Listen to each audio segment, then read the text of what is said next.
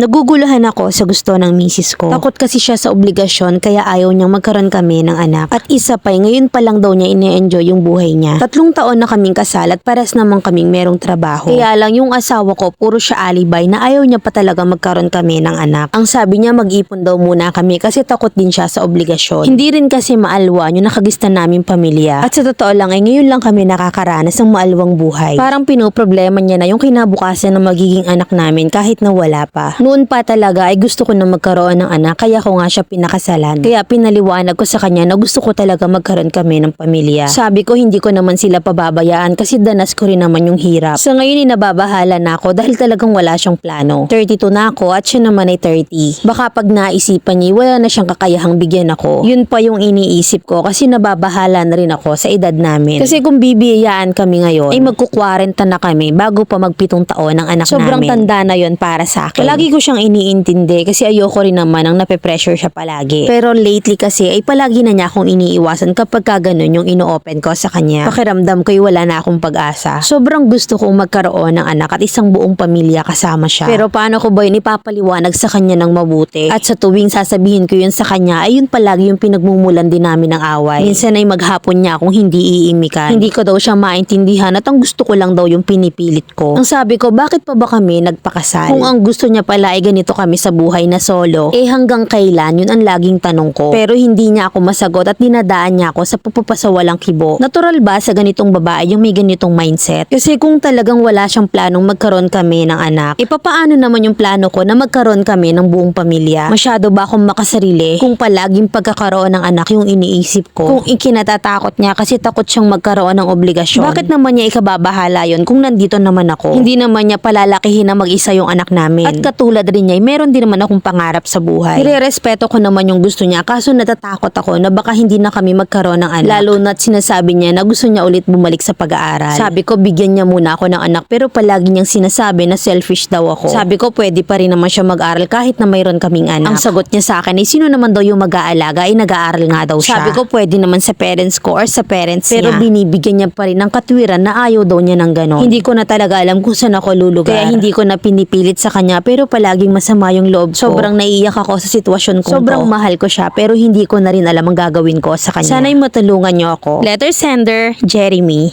Dapat bago kayo nagpakasal na pag-usapan nyo na rin ang pagbuo ng pamilya. Ang sabi mo kaya mo siya pinakasalan ay dahil gusto mo magkaroon ng anak. So ang tanong ko sa'yo, aware ba siya doon? Although andyan na yan at automatic naman kasi yun na kapag pinasok nyo ang pag-aasawa, expected nyo na magkakaroon kayo ng anak. Alam mo kasi kahit gusto mong buuin ng bata pero kung ayaw naman ng misis mo, hindi yan mabubuo. Ang pangit naman na mabubuo yun tapos hindi naman pala bukal sa loob niya. Yung baby lang yung magsasuffer doon. You need to compromise pareho. Tama ka rin naman na kaya mo pinasok ang pag-aasawa ay para magkaroon kayo ng anak at masabing pamilya. Pero hindi rin naman tama na i-pressure mo siya sa bagay na hindi pa siya ready emotionally, physically and spiritually. And also, hindi rin kayo dapat matakot na baka ganito, baka ganyan when it comes to supporting your children. Always remember, where there is love, there is wealth. God will always provide. Lalo alam niya na tama yung pinagtatapunan nyo ng pera. So ngayon, ang the best way is mag-usap kayo, meet halfway sa gusto ng isa't isa. At eto naman yung real talk advice ng mamilin mo. Hindi magkatugma ang goals nyo ng misis mo. Gaano ba kayo katagal bago kayo nagpakasal? Kasi parang hindi kayo masyadong magkakilala. Masyadong paranoid ang misis mo at takot sa lahat at pinoproblema ang mga bagay na wala pa. Ang anak ay blessing at hindi yan pabigat. Hindi porket nagkaanak ay mahihirapan na agad sa buhay. Huwag ganon. Minsan nga ay sila pa yung nagmo-motivate sa atin para sa trabaho. Doon naiintindihan ko rin naman yung misis mo na takot siya sa kahirapan. Kasi kahit naman sinong magulang ay ayaw yung iparana sa magiging anak nila. Hindi ko lang maintindihan kung anong stable ang gusto ng misis mo. Baka naman kasi gusto niya muna maging milyonaryo at literal talagang mayaman. Para sa akin hindi na muna siya nagpakasal kung hindi naman pala pagpapamilya ang priority niya. Bakit pa siya nagpakasal sa'yo? For convenience. Pinili niyang maging asawa mula pa nung araw na pinakasalan ka. Pagiging ina at magkaroon ng buong pamilya. Kung magmatigas kawalan niya yon dahil habang nagpipigil ka ay lalo kang nang gigigil. Pero alamin mo rin kung totoo ba na ayaw talaga magkaroon ng anak or dahilan lang. Siguro mas maganda kung magpa-check up muna kayo pareho sa doktor para malaman mo kung may problema ba o wala. At tandaan na hindi habang panahon ay capable ang matres niya at may expiration din yan. At kung isang araw ay susulat ka uli sa akin at sabihin mo na pinalimlim mo na yung itlog mo sa iba, hindi na kita masisisi dyan.